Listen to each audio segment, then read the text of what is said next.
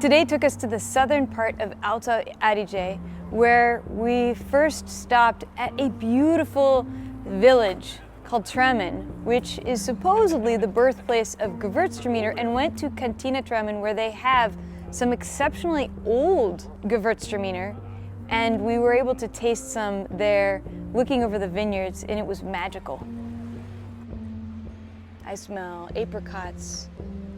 Roses. Really sweet aromatics. That's really amazing. Cantina Tramin is a cooperative owned by 160 families in the village of Tramin, and famous especially for the Gewürztraminer. Most people don't think of Gewürztraminer as an age-worthy wine, but here you have the climate to keep the acidity in this grape, which makes it quite delicious as it ages over time. Heads up. Our next stop took us a little more south to Zemmer, where Pinot Grigio is the focus here. Good morning, I'm Peter Zemmer, owner of Zemmer Winery. We are located in Cortina on the Wine Street. We do 70% of white wine production, where Pinot Grigio and Chardonnay are our most important grapes. We grow grapes between the valley floor on 220 meter high elevation up to 1000 meter high elevation. So it's a great opportunity to show you what this area makes so special. When we were off again on bikes, headed down the road just around the corner to Alois Lageder. And this is a winery that is famous in this area and in the world for grapes that you might not be familiar with in Alto Adige, like Chardonnay. Hi, my name is Nals Lageder. I'm from the Alois Lageder Winery here in the southern part of Alto Adige, and we are a family winery since 200 years. We are based here in Margreid, where we have the majority of our family-owned vineyards, which are farmed biodynamically. We were able to taste an incredible Chardonnay, which is Demeter Biodynamic certified. Oh, wow. And what's crazy about this wine is it had this rich body as though it was aging in new oak, but because of its biodynamic process, it had that rich body, but without the new oak. It was a fascinating wine. It was a fascinating time to meet. It was great to meet Clemens, who talked about how vineyards are important, but what's more important is the agriculture that happens in this region beyond just grapes. A quick dash down the road led us to Cantina Kurtatsch. It's a cooperative, and this area has a hot spot where we can grow Cabernet Sauvignon. Hi, my name is Harald Grons from Cantina Kurtatsch here in the southern end of Alto Adige. What's real unique here in Kurtatsch are the vineyards, the sites. So we start at 700 feet, 200 meters just behind me with the warmest sites, all the way up to this beautiful mountain slope here at 3,000 feet at 900 meters. All in the same slope here in this wonderful town in Kurtatsch.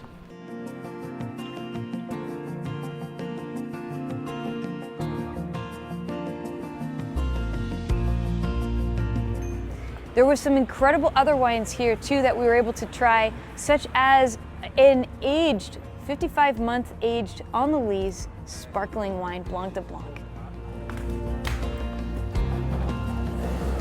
All right.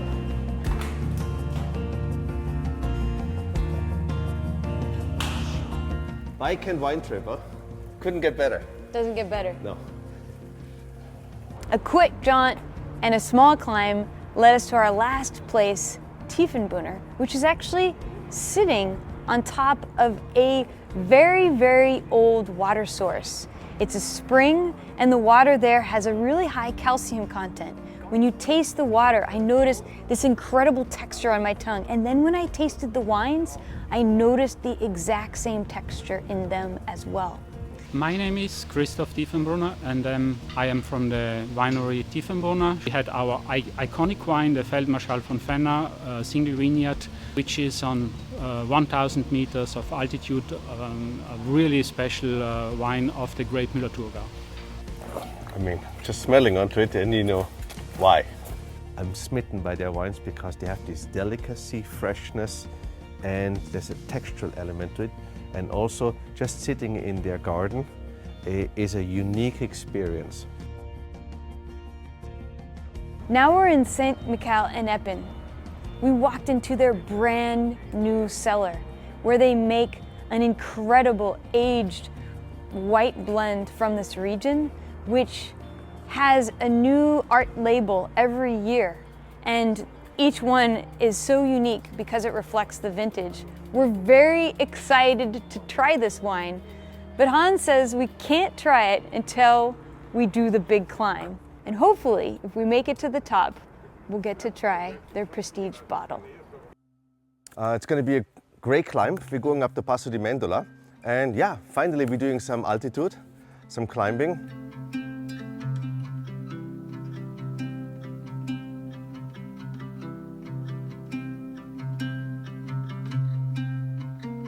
You good? Yeah, it's heavy. It's heavy. It turns out it was delightful, unparalleled amount of beauty in mere moments away from the city. You started to see incredible views. You started to make sense of how elevation changes the temperature as you go higher and higher and higher. And by the top, I was tired but still excited because the best part of the ride is always going downhill. Yeah, bravo! Ich bin der Hans Sterzer, ich war 47 Jahre lang Kellermeister in der Kellerei St. Michael-Eppan und bin seit einigen Wochen im Ruhestand. Ich habe heute noch einen meiner Weine mitgebracht, und zwar den Appius 2019. Appius ist vielleicht unser wertvollster Weißwein, ist ein Blend aus Chardonnay, Pinot Blanc, Pinot Grigio und Sauvignon. Wow, look at that color. Oh, it smells amazing. Really fantastic wine. Good job, nice work. Yeah. And at the end of the ride, I tasted a Pinot Bianco in this valley that is much lesser known in the Alto Adige region because it's much, much smaller. And yet it had this incredible minerality, piercing minerality, and incredible aromatics. My name is Gottfried Bollinger. I'm the manager director for the winery Nals Margreid. It's a corporation in Alto Adige, and we produce basically white wine. And our top wine is Pinot Bianco, Sirmian. I didn't think it was possible to visit 8 wineries and then climb a mile high all in the same day. But apparently that is possible, and you can do it in Alto Adige. And then, to make it more intense after that, we end up at this winery, a friend of Aldo's, and he's like, why don't we open something old? And we go down, and then down again, into this dark cellar with all these gated rooms that have old bottles, and he pulls out a bottle, and I'm thinking, this gotta be red wine. But it wasn't, it was a 31-year-old bottle. The first vintage of Pinot Bianco Vorberg, 1993. And he opens it up and he pours it into our glasses. And the thing that struck me first, more than anything, was why is this wine not brown? Yes, that's the real deal. In this cask, they are more than 45 years old. And that's a German oak. It's not French. Really? Yes, the old cellar master buy only German oak. It's totally this beautiful golden yellow, deep yellow color, and I smelled it. And there were so many aromas coming out of the glass, I was literally taken aback. I had no idea a white wine could age that long, really. I'm Klaus Gasser. I'm the last 30 years by Cantina Terlano, one of the greatest wineries in the world. We do great aging white wines. These wines evolve in the glass. So I'm pretty sure in 2 hours, 3 hours, this wine will be... And also the next day, yeah, the wine. Such a treat. Cheers. Cheers. Thank you. Thank you for coming. Cheers.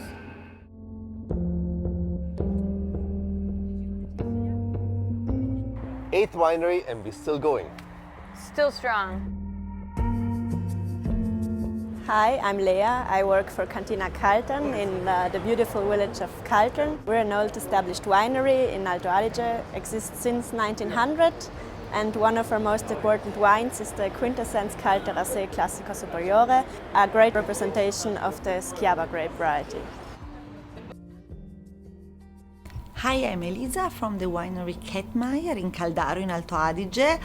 And we are sparkling wine producer, one of the very few ambassadors of this special sparkling wine, which can be made in these high mountains and high hills.